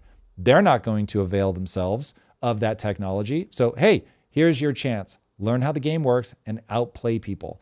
This is why I scream and beat my chest and try to get people to understand skills have utility. Skills have utility. And when you develop those skills, it means you can do something other people can't. And so if I could just get you guys relentlessly focused on skill acquisition, and I don't care how old you are, because I know some of my audience is my age and older, you can get good at something. I'm learning how to actually program video games. Programming might be a stretch, but build them at a technical level. And so if I can learn this stuff at almost 50, you guys can learn this stuff at whatever age you are. It just comes down to how badly do you want it? So I'm game to do the rah-rah speeches, Drew. I still love them. I still believe in people, but the game is what the game is. And they have to play the game that exists. All right. Moving on. X is still down, so I had to bring up a article from People. Tyler Frankie Pauls. That's the woman with the domestic violence investigation and 3 kids who will be featured on the next Bachelorette. That's wild. She is a former Secret Lives of Mormon Wives contestant. It's a reality show. Reality show? Yeah. Yes, I don't know. They're like all TikTok moms, and I know too much lore about that. I was about to say, yeah, this is Ryan shit. Okay, fill us in, Ryan. Wait. Ryan just like bumped up a notch. He's no longer the silent community guy. Like, Ryan, say more. Forget the deficit. He's like, wait, I know about the Mormon Wives. Let me jump in. I just binged it with my friends recently because they were like, Ryan, you have to watch this show, blah, blah, blah. And I was like, okay, fine. And so we all watched it. And basically, it's this show of TikTok moms. They're all Mormon. And they all have horrible stories. Like, some of them were groomed young. Obviously, Utah has like the 16, age of consent. Yeah. But it's a reality show that follows their lives, kind of showing and deconstructing Mormonism and how it affects women. Really fascinating show. But obviously, since it's a reality TV show, there's a lot of silly stuff like this whole Bachelorette thing. But the girl for the Bachelorette, the guy she's with, they're both abusive towards each other. They've had multiple scandals where they abuse each other. Jesus. And they always go back together. And so when The Bachelorette aired this last weekend, this story came out and they had to stop filming of the next season of the show. And so no one knows what happened between the two of them because they're both saying different things. They had to stop filming because the scandal around the abuse is so horrifying that the show is in jeopardy because no one will watch it? Well, they've also got a kid. And I think this time the kid was involved. Oof. But again, no one knows because they're both liars and they're saying all types of different things. So the case is playing out in court, to my knowledge. This is wild. Reality TV is wild. But learn this all in a weekend. So Wow. All right. Well, we know what we can tap into Ryan for. Yes. And Let's go. you said at the top of the show, this is all economic. So I would love to see how you spin this one into. How I spin. Spin. Yeah. So this is not spin, man. If you want to know why a bunch of guys would compete on a reality TV show to be with a mother of three who has a pending investigation for domestic abuse against her, it is very simple. When people do not feel like they can get ahead, all of a sudden, it's like you start lowering your standards. People start acting crazy. The culture gets completely out of pocket.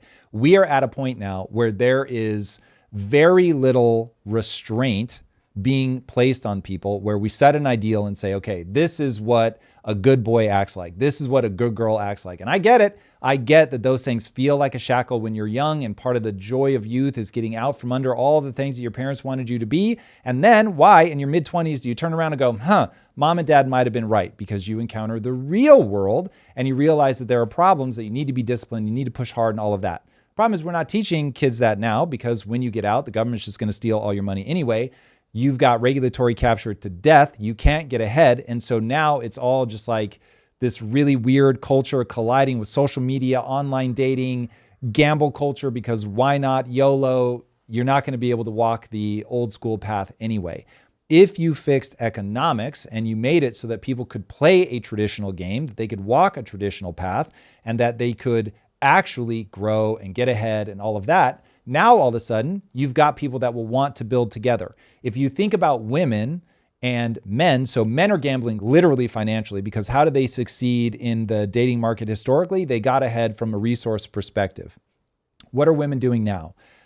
They are gambling in terms of their youth on somebody that's going to give them access to a lot of money. It's not literal gambling, but you get the idea. It's them playing the card that they have left, which is their youth, their beauty. Now, you've got to ask, this was always a game that people played, but you didn't have this level playing out where you've got a whole bunch of women competing for a ridiculously small number of men. Those men then do not have to actually commit, because they have access to all these women that want access to the resources. There's an absolutely fascinating insight that Brett Weinstein talks a lot about, which is that monogamy is culturally contextual. And when things are doing well and you have a thriving middle class, people tend to be monogamous because there's a lot of choices. Men and women can group up and they can scale the ladder and things go well. When you start getting wild, toxic inequality, then all of a sudden you get harems, because women are like, well, I'd rather be the seventh wife of Jeff Bezos than the first wife of this guy who's never going to be able to get ahead because the system is so rigged, he can't get any momentum going. And so I'm saying, when you break the economics, a lot of things in culture that seem completely unrelated begin to disintegrate and break down. Period. I didn't think it was possible. All economic. I didn't think it was possible, but somehow we landed there. All right. I know we got a gang of super chats. Again, thank you everybody for your contributions. Let's jump into it. Let's do it. All right. First up, we have Marushia Dark 316. Would you be okay with boots on the ground in Iran if they were Israelis, Saudis, and Kurds instead of Americans, with the U.S. just providing the weapons, air, sea, space, and cyber support, focusing on the Strait and installations? Yes is the short answer. This is where I take a far more utilitarian approach. I look at the Iranian government, and I see a theocracy that kills its own people. Think how up in arms we were during Gaza when you had tens of thousands of people being killed by Israel.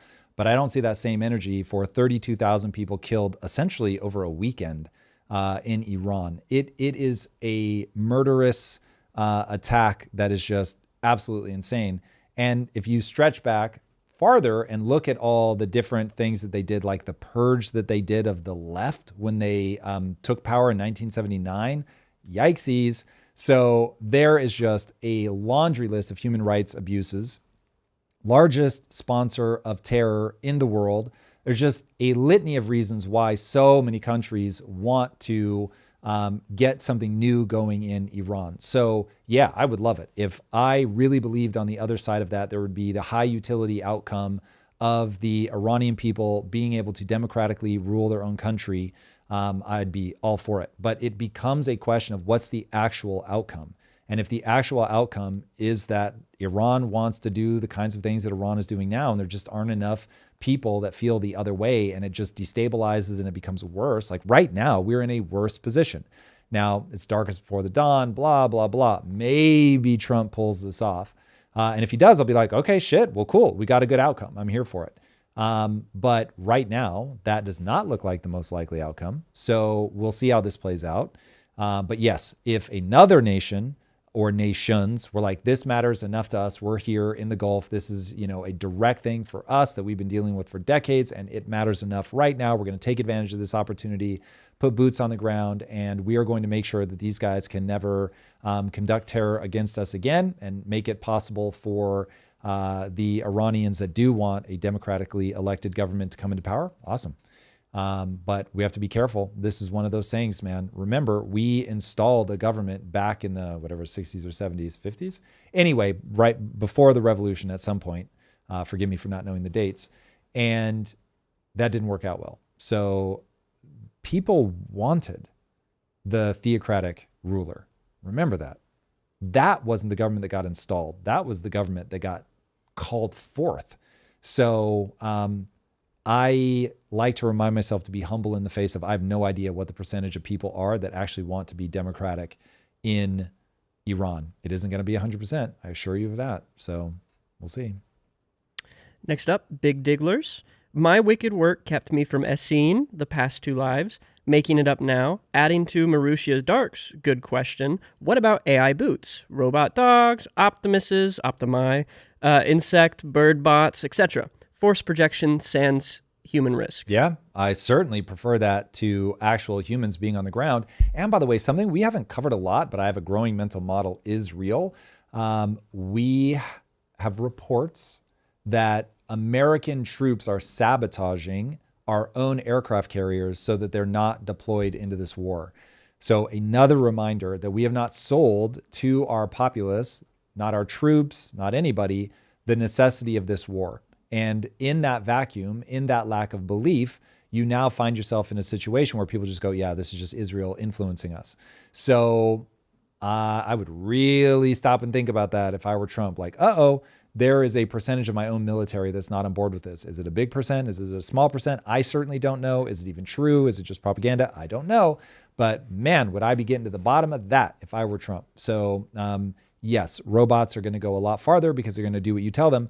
Now, my only hesitation is I would only do that if I believed that they were really trained. Because if you saw the robot the other day that just went berserk and started dancing, like it wouldn't stop dancing, actually dancing, not moving in a way that looks like it's dancing, actually dancing.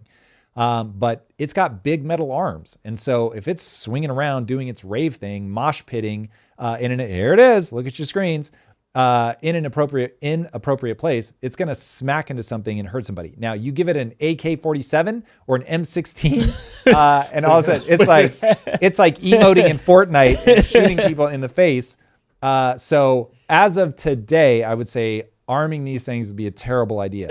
But in a future where we are like, okay, the misfiring, the blue on blue killing is way lower than with humans, then yes, I would definitely support that. This is why we haven't gotten our robot yet, guys. If you ever wondered, I didn't want it to start slapping me or Tom around. That's and fair. Stuff like that. Like, yeah, that's it doesn't like a hot take, goes berserk, or it starts trying to dance for something we say and it snaps the table in half. As soon as you criticize China, it just starts throwing stuff. How's that? Does a flip under the table. KMC Intire 111 says, Tom, I've heard you talk about the physics of money, yet I think I would struggle to articulate some of these laws if asked. Can you succinctly give me 2 or 3 laws that, like gravity, never or rarely seem to fail? Yep. So inflation will be the most important one. If your money available in the system rises faster than the corresponding value of goods in the system, you will get inflation. That is law. Another one there is nothing free. Everything is paid for by someone somewhere. And so you have to figure out what is that thing when you're talking about government budgets. And that thing is debt. And debt so very often is backstopped by money printing. So if you think of deficit spending as inflation being one and the same, it's not literally 1-to-1, but like there is a ratio there that is a law of physics. You can't save your way to prosperity in an inflationary environment. That would be another one. You must own assets that go up in value faster than inflation if you want to get ahead in an inflationary environment. That gives you, I think, 4. So there's more, but that'll get you started. Big Diggler says, and this is a quote, magic combo of words to create needed change without revolutions. Plus, 98% of people can't change with words. Yes, Tom, but consider hard times are greater than weak men are greater than bad times, aka revolution, which is greater than strong men. Many need the bad times, but to your point, hopefully not too bad, to create the conditions and trauma required to abandon false beliefs. Only at the precipice will the people, via fear, not logic or words, find the will to change, which equals cause and effect, mapping 101. Yeah, so what I heard you just say, if I understood you correctly, first of all, it's all 100% correct. But it is, don't worry, Tom. The revolution will happen. So many people will die and so many people will suffer that on the other side of that, things will be fine again. True. Just, wow, do I hope that we can avoid that. So I don't know about you guys, but I've got dreams, and none of those dreams are helped by a revolution, by bunches and bunches of people dying and killing in the streets. So boy, would I really like to avoid that. Also, if you're like me and you're wired and you like to see people do well, boy, oh boy, that whatever, call it 3 to 5 years of actual bloodshed followed by 20 to 80 years of rebuilding, not a fan. But yes, it will work, as time has shown over and over. Big Man Garcia says, Tom, originally found you when I saw your Peterson interview and remember thinking this guy has more to say than I want to hear. Love the random mindset rants, but stayed for news and money. Let's also, go. Where's the merch, bro? Coffee cup? This guy has more to say than I want to hear? Did I say that right? Yeah, has more to say. I think he's trying to say, like, it's sometimes devastating news, but it's important news. Yeah, fair. That's interesting. So can we all, thank you, by the way, that's incredible. And I actually do want to do merch, like at a pretty high degree, because I want it. But this is where I have to be the disciplined CEO. And Drew asked me how I slept last night, and I'm back in that zone where I'm waking up 2 and 3 times a night because I have so much to do that I know if I just get up and start working on it, things will be better. And so I'm sketching out between I know I need the sleep and I've got things I want to do. So I know to listen to that. This is how I avoid getting back into 120-hour work weeks, which I ran that experiment. It does not work well. So hopefully one day we'll be able to do that. And by the way, if anybody in the community, if you're local to LA especially, and you've got high quality blanks and you're a good designer, let me know. Okay, now I want to mourn the absence of Jordan Peterson right now. So he's still MIA, right?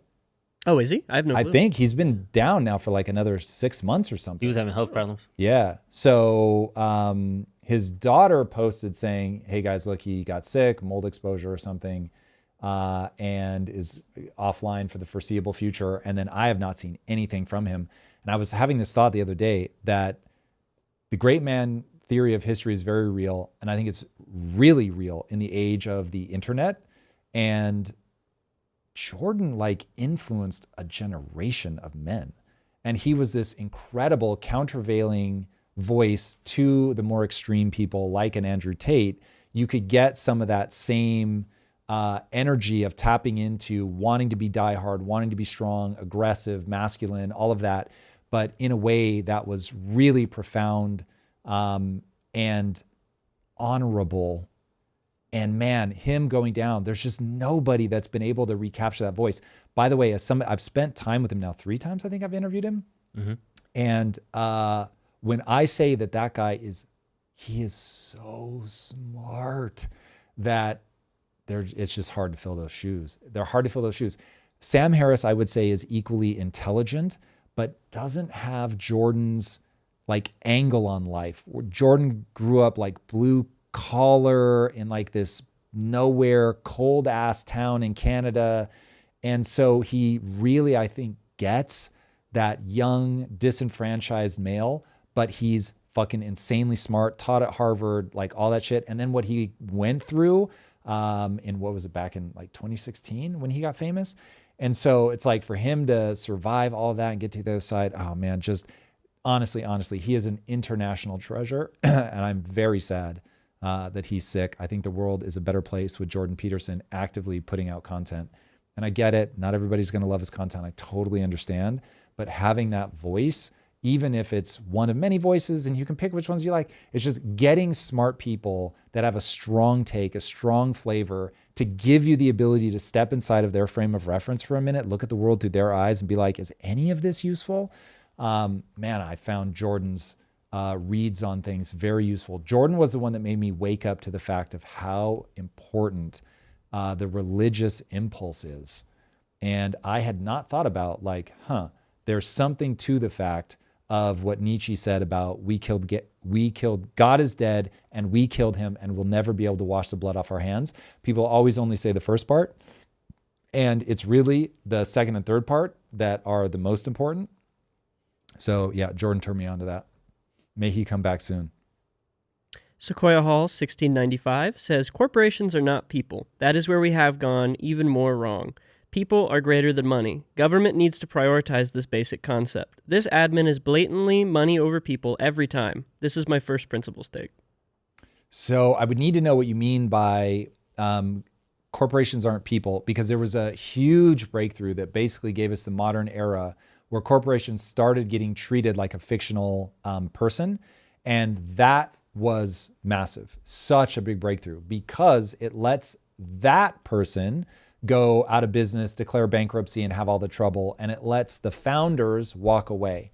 And that is critically important. Otherwise, people do not take risks. It's one of the great inventions to come out of, I think it was England, that gave us the modern entrepreneurial era. LLC? Yeah. So I get why people are also very bitter at regulations that have protected companies and allowed them to do bad things. And I would say, hey, let's shut all of that down. But they specifically use the language to be treated like a person. That was a revolutionary breakthrough that is very good. We should all want that. Because otherwise people don't take risks. That's the foundation of Citizens United, though, is that corporations should be able to do unlimited contributions just like people. Heard, yeah. Understood. So I would say with that one, this is where we want to make it very clear that we disagree with the Supreme Court's reading on the letting a corporation be treated like a literal person and literally have their freedom of speech protected. That becomes problematic. And you can treat things like a proxy or this is a human-like entity. And so here are the carve-outs that we're going to do. Like for sure, there are other ways to do that than getting rid of the huge benefit of like one failure does not mean that entrepreneur will never be able to try again because they're buried under debt forever. It's like you want capital to go, yeah, I'm going to take a risk on this person. And that person to be like, hey, I sincerely tried. If they commit fraud, then you pursue them for fraud. But if they sincerely tried, but it didn't work and they fail, investors know, yep, I tried, I lost my money. It is what it is. And then that person can go on to try something else again. We should want that desperately. So the other side of things, we may have to like do some sort of carve out or whatever. I'm all for that being handled deftly. Roto Ruderman, thank you for the citation. It was Buckley versus Vallejo, 1976, where the court held that spending money to influence elections is a form of protected political speech under the First Amendment. Now, the entity that was spending the money was a corporation.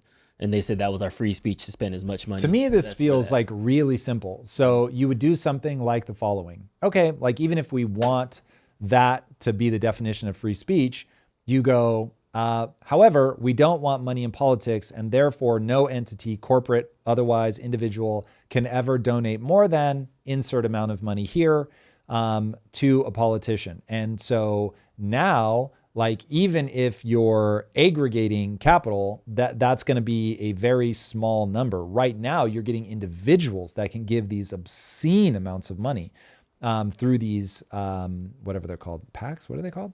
Super PACs. Super PACs. Yeah. So, break that so that you force everyone to do the Bernie Sanders of you're raising $50 here, $100 there. And if a corporation can go out and aggregate, whatever, 10 million by getting people to donate their max in their name, then that's no different than any individual influencer online being like, hey, everybody, I want all my supporters to go and give money to this cause. So that, whatever. But if you put like strict limits, I think you're in a much better position. Is there like a BlackRock way that could go wrong? I don't think so. Not if the person has to individually take the action. I think that would work. I haven't spent a lot of time thinking about it, so maybe there's a gotcha there, but it feels right. Yeah, interesting. Thirsty Salt says it's a combination of legal bribery, blackmail, political capital via Christian Zionism, defense intelligence, etc. The government wasn't ready for the American people to see the genocidal theocratic ethno-state behind the curtain. Yeah, I think yes. So at least you're putting a lot of different pieces on the table that at a quick glance, they all sound about right. I think it's more that what we're going to discover is all states are doing it, and that Israel may be the GOAT, or they may be one of the more clumsy ones, and there's somebody else that's getting away with way more, like America. And we just don't realize it, or China. I think if you were able to see everything that world leaders do, you would want to eject out of the human race. Humans are rough, man. Do me a favor and read about Mao, Stalin, Hitler, and Genghis Khan. If you do that, you're going to be like, oh yeah, this is not a problem with Jews. The Jews may also run the same playbook. And J. Edgar Hoover. But this is not another good one. Humans, a subset of humans are so evil, it is shocking. And then when you discover this is the one you're going to hate. When you discover how effective murder is, you really go, damn, like this is a strategy that people have been using forever. Forever. You don't have a Jeffrey Epstein problem if you kill him. Not saying he didn't kill himself. Maybe he did. Just saying. It's one way to make that problem go away real fast. Blake Bullion 8198 says, the way I read the week 1, 2, 3 is that we are winning the war. However, help with getting the Strait of Hormuz will get it opened quicker. Mind you, the Strait of Hormuz affects others way more than it does us, my opinion.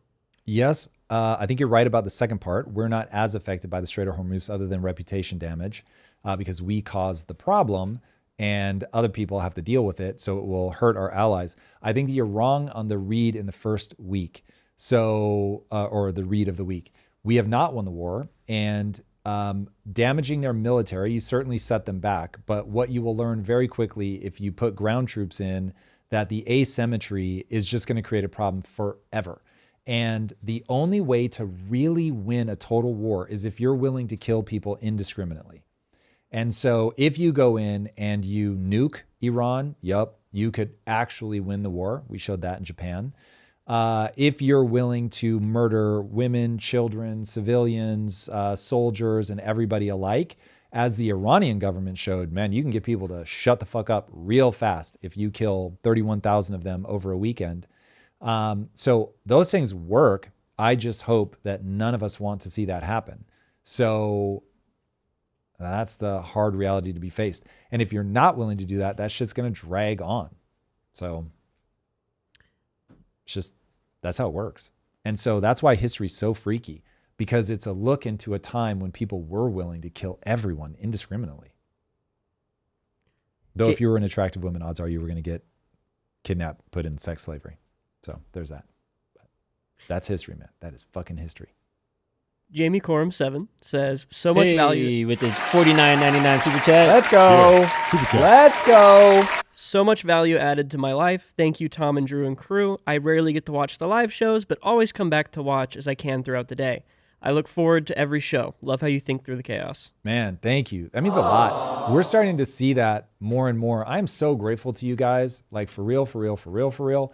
I had an experience the other day where I was invited on a panel and I just assumed none of them knew who I was, that some random ass booker had asked for me. And to have all three of them on the panel know who I was like, oh, whoa. Like that used to happen to me back in like the mindset days in a certain audience.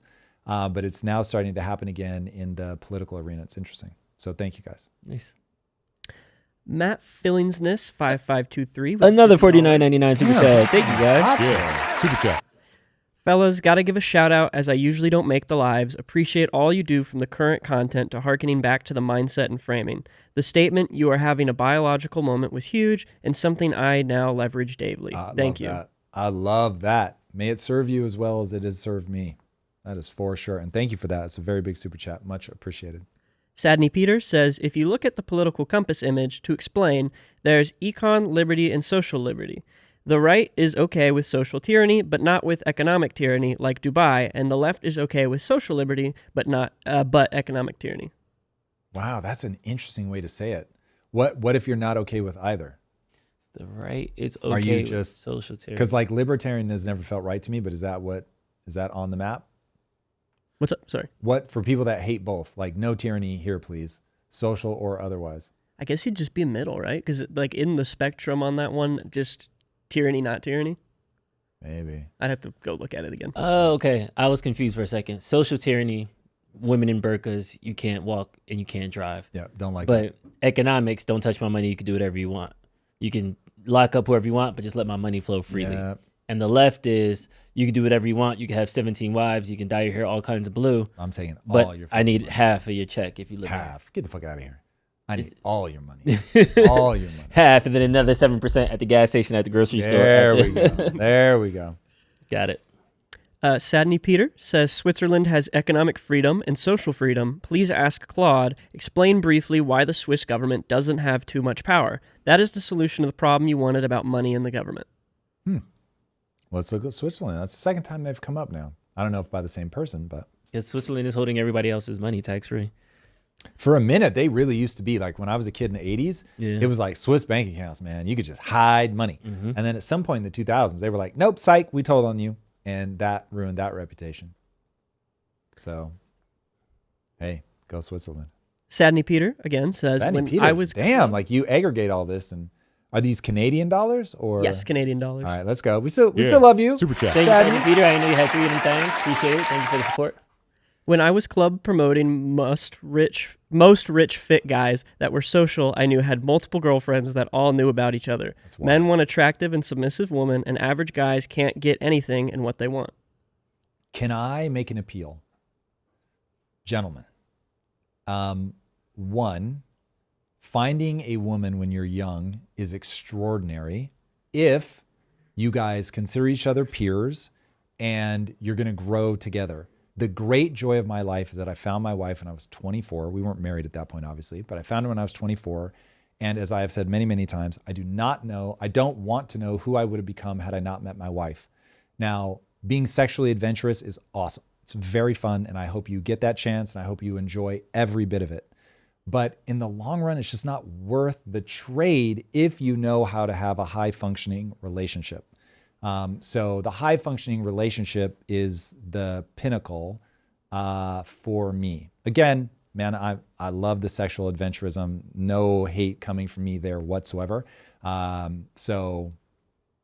man, be careful on what the trade is. Just be thoughtful. I wouldn't do it at the expense of having my marriage. If you can have both, go for it. But assuming that you can't, choose wisely. Big Man Garcia coming back to clarify his earlier super chat. I meant that, Tom, you've got more to say that I want to hear. You've got a fresh way to me of looking at things from base principles. I own 3 businesses, husband and dad of 2. I watch when I can, and I'm always inspired and informed. Oh man, I love that so much. Shout out to the fathers out there. Shout out to the Shout dad out. gang. Thank you for your service, first of all. And then as an entrepreneur, thank you for building something that the world wants. Much appreciated. And then the final super chat, is Marussia Dark 316. Nick Shurley just dropped a new video investigating fraud in Southern California as Vance becomes the new fraud czar. Trump even floated the idea of kicking all welfare back to the states, something I'd suggested previously. Thoughts? Yeah, so the whole Nick Shurley thing is a big deal. I love, by the way, that this is happening. I hope that he keeps doing this city after city after city, and that Americans wake up and realize that we should not want this kind of abuse. We should not be tolerating this. This is a big problem. I think we're going to find more and more of this stuff. And for those of you that don't know, the intrepid 23-year-old YouTuber Nick Shurley literally just went and did what California's own government refuses to do, which is investigate the obscene amount of fraud that's taking place in California. Now, if you don't know Nick, this is the same kid that exposed the obscene fraud taking place in Minnesota. And the video that he drops is about 40 minutes long. It claims to be exposing over $170 million in fraud tied to government-funded hospice centers and daycare facilities all across Los Angeles. It's already hit like 10 million views just on X in a couple of days. So this is another one that's catching fire. I think people are not enjoying this in terms of they don't enjoy that the fraud is happening. What Shurley found was that 1 in every $10 spent on home health care in the entire United States is spent in LA County alone. Now, that's not Nick Shurley making up that number, by the way. That is a documented number from official sources. But as you might expect, not all of the facilities that he went and visited are actually doing what they claim to be doing. We've got some clips, I think, if we can throw those up. This is wild. What do you do for work here? Huh? What do you do for work here? Why? Oh, we're just looking around. We're seeing all these hospices. Everybody just gets so suspicious. Why? I don't know, man. What? Like, if you're doing a cool thing, say the cool thing you're doing. Word got out that I was inside of the plaza and all the fraudsters started hopping in their cars, leaving the scene. Excuse me. It is pretty crazy. Let's see if You've got just answer our questions the world's really quick. dodgiest apartment. Hello, can we complex, ask you a quick question? doing hospice care. Driving out in a You brand new wouldn't expect, M8. They can't get out get that you in easy. Mercedes and How can I get an M8 as well? Should I open up a hospice? now listen. Driving they've out got in a brand another new job. The M8 hospice is a side hustle. I don't wanna BMW automatically say M8 it's competition. nice. Listen to this thing. This is the sound I have a bad of feeling. hospice money. Closer to this, more problems we're gonna find. All right, that's my man Nick Shurley doing his thing, going up to people. Shurley and his team visited facility after facility where enrollment numbers just did not match the bodies that are actually on site. So they would say, oh, we've got a ton of people. And then you go and there's 0, 1, 2, but there's nowhere near the numbers that a lot of these places are claiming. Some locations had no one present at all during business hours. There was one place where he went up and the kids were completely alone. He asked them like 8 different ways. Is you here by yourselves? There's no adults here? No, no one here. Wild. Other facilities obviously couldn't be entered or there was no one there to answer the door. Now, meanwhile, parked outside, as we just saw in those clips, you've got custom wrapped Cybertruck, BMWs, Mercedes. A healthcare worker that Shurley interviewed on camera said that the hospice fraud trend started during COVID, that people are actually building out hospices and then selling them like they were businesses. Keep in mind, these are funded by the state. The number of hospice agencies in LA County has reportedly surged 1,500% just since 2010. California's own state auditor flagged the problem back in 2022. Has Newsom done anything about it? Little to nothing. CBS News even investigated it, but say it with me now, nothing happened. Governor Newsom's response to Shurley's video, his press office posted an AI-generated image implying that Shurley had an unhealthy interest in children. He didn't give a rebuttal or say, listen, this is what we've been doing, or here's our counter fraud initiatives. He didn't provide any counter evidence. He just memed. So that went over about as well as you would expect. If you look in the comments, which was fun, Shurley's own comment on the post ratioed Newsom to death. And all Shurley did in his comment was point out that he's just exposing fraud. Man, if you are exposing fraud and there is an allergic reaction to what you're doing, you found the problem. Now, I want to be clear. Citizen journalism like this brings awareness to these issues, but you do have to be careful. You've got to let the legal system play out. Not everything that Nick is saying or pointing out is going to end up being true. I'm sure some of these people are legitimately legit, everything is going as one would expect, that there was a reason they couldn't get to the door that day or whatever. But given the incentive structure that is at work here, the odds that there isn't substantial fraud is effectively zero.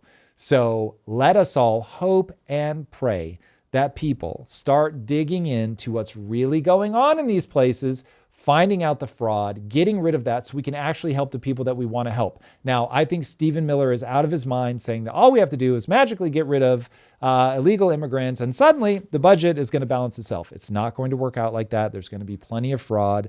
You're going to struggle to get it to zero, though that should be the goal. I don't think people should just give up on that. You'll struggle to get it to zero. It is not the cause of your full deficit. The cause of your full deficit is that you will spend money on whatever you want to make sure that there is no short-term pain from people making poor economic choices. Plus, remember, by doing that, you distribute the pain across everybody that holds dollars, and you accrue value. By doing that bad thing, you accrue value to the wealthy people in the world that own assets. And so the incentive structure is so terrible. This is always going to keep playing out like this. So want the fraud to be found. Be super suspicious of anybody that has a negative reaction to you trying to expose fraud. They should be like, oh, damn, tell me more. What'd you find? Like, yes, this is awesome. Thank you so much. Point us in the right direction. That is the only acceptable response. And there we have it. All right. Any other super chats? Yes, one final super chat. Let's go. $50 one at that. Coming in. Yeah. Super chat. Up to it now, Bill Wilson 725 says, Tom Bilyeu, been here since your first Peter Diamandis episode. Love the show. Great agent wallet deep dive, but two gaps. Custody plus chain availability. Coinbase and Stripe are custodial, not your keys, and single chain, so users depend on their policies. Heard. However, I think that you are maybe more on the libertarian crypto side, not the reality of what people actually want. And so I think you're right. And I think the more that you control your keys, the more sovereign you are, the less people that you're beholden to. All of that is 1,000% true. However, the wrench attack ability, the I lost my keys, all that stuff, the average person does not want to deal with that. The average person wants the kind of protections that they get from a traditional bank that takes care of the anti-hacking, anti-fraud, all of that. And the crypto industry has got to embrace that. And so seeing that that's what's happening with Coinbase, I'm like, yeah, this makes sense. People want that product. And so somebody's going to give it to them. Now you want a different product. And I think that's very fair. And I hope that companies are there to serve you and make the products that you want that allow you to stay completely off the grid and not able to be trapped by a government policy or a company policy. I love that. But the reality is that the vast majority of humanity doesn't want it. All right. Excellent. You guys, the next Zero to Founder Masterclass I'm going to be giving is Thursday, April 9th at 1 p.m. Pacific. If you want to learn how to leverage AI to grow a business, to start a business, to start scaling that revenue, make sure you sign up for it. Remember, I did not start my life on YouTube. I've been building businesses for almost 2.5 decades. I was one of the founders of one of the fastest growing companies ever in the history of America. So I've been at this game for a long time. I've had a lot of success at it. And if you want to know how to use AI to do it faster and better, even than the things that I've done, now is your chance. Coming up Thursday, April 9th at 1 p.m. Pacific, I'm offering a free masterclass. All right, everybody. And if you already know that you want into Zero to Founder, make sure you sign up today. And I will see you guys on the inside. All right, everybody. See you Friday. Peace.